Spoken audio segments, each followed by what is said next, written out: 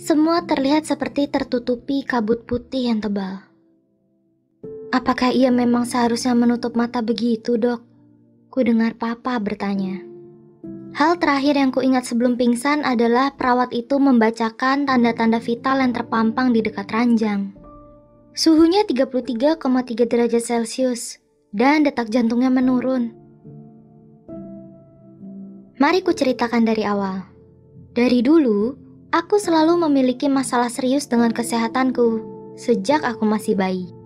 Aku selalu sakit setiap saat, sampai tidak bisa meminum ASI.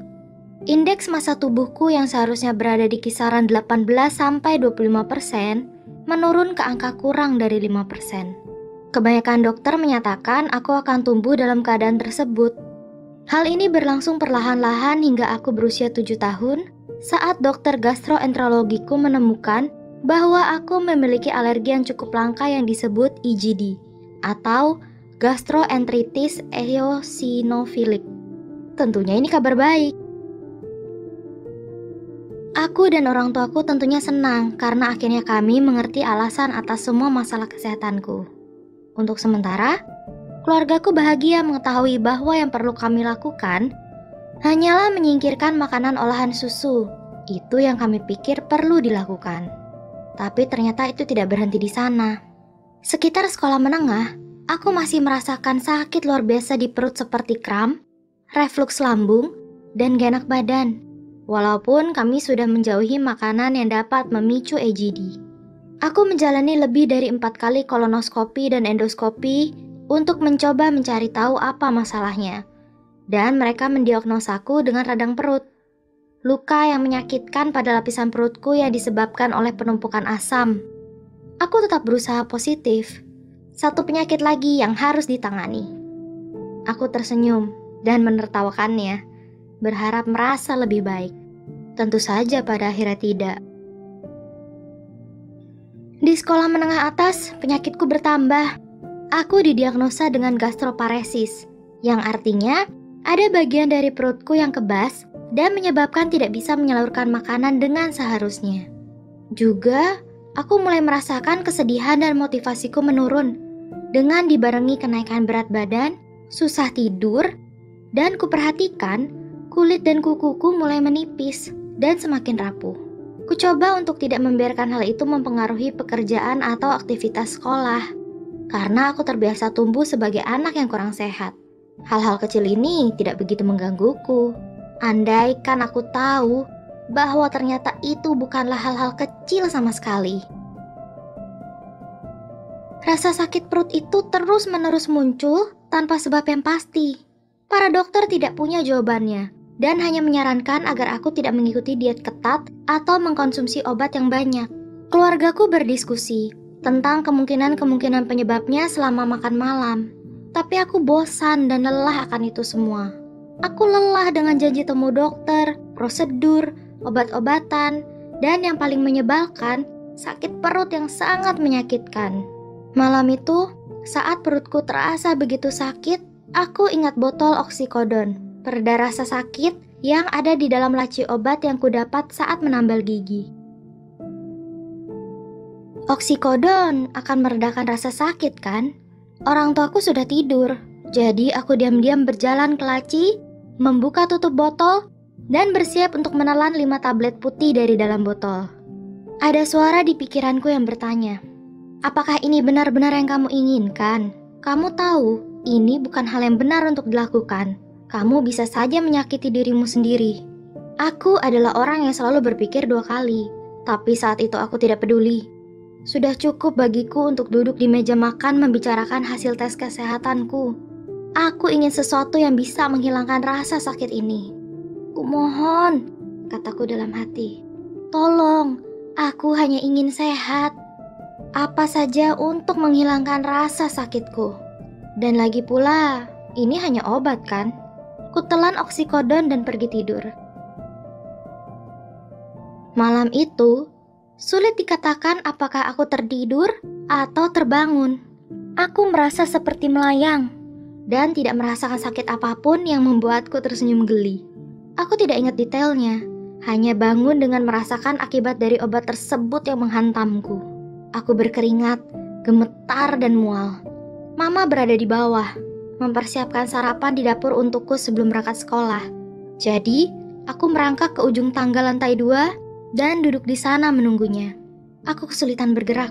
Saat Mama melihatku, dia dengan ragu bertanya, "Apa kamu baik-baik saja?" Ku gigit bibirku menahan air mata. Aku tidak ingin beliau tahu apa yang sudah kulakukan. Aku benar-benar merasa bersalah. Tapi vertigoku kambuh, dan aku tahu aku butuh bantuan.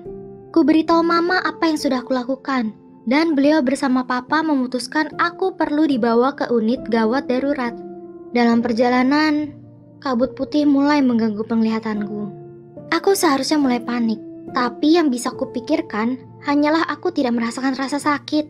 Aku merasa mual, masih, tapi rasa sakit yang biasa kurasakan dari kondisi perutku selama ini hilang. Dan karena itulah, aku tidak begitu mencemaskannya. Aku kesulitan terjaga. Kepalaku berputar, dan yang kuinginkan hanyalah kembali tidur. Mata Papa terlihat ketakutan saat beliau melihatku dengan panik. Kami sampai di unit gawat darurat, dan dengan segera perawat membimbing kami ke dalam ruangan, di mana selang dan infus mulai mengalir melalui tanganku.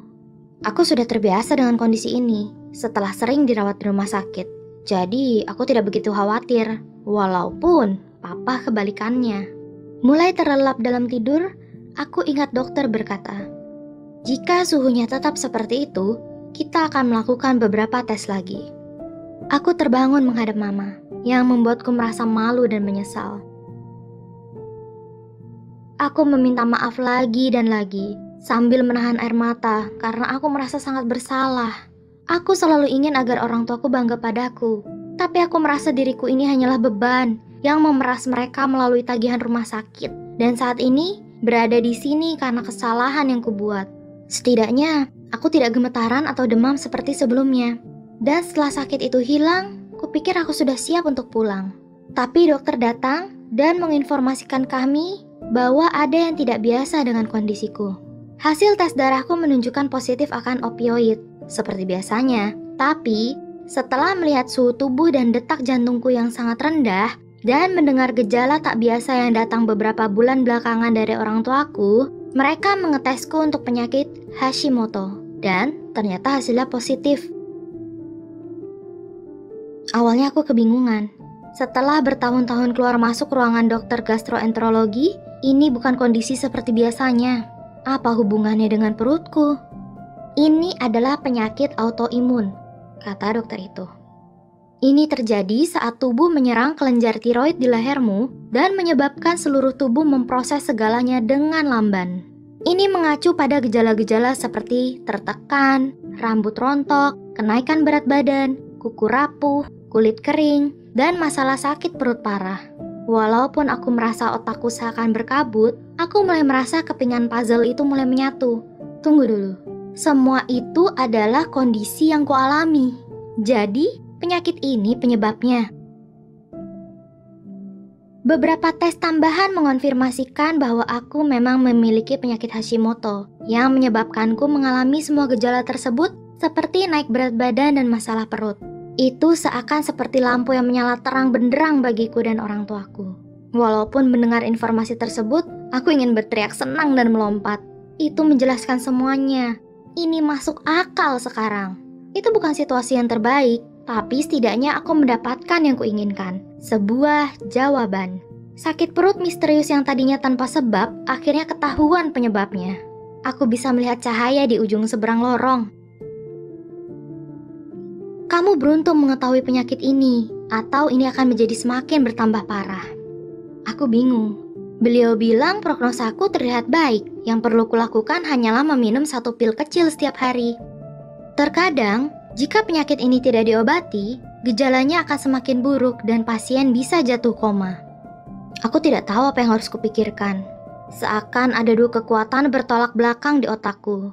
Satu yang bahagia bahwa aku salah minum obat yang membuat kami menemukan informasi yang menjelaskan permasalahan perutku dan berkemungkinan menyelamatkan nyawaku. Tapi yang satu lagi seakan memarahiku karena berpikir bahwa yang kulakukan itu benar. Orang-orang bisa mati karena salah minum obat. Apa aku benar-benar pantas senang akan hal yang biasa dilakukan pecandu? Aku benar-benar serba salah. Aku tidak tahu harus merasa bagaimana.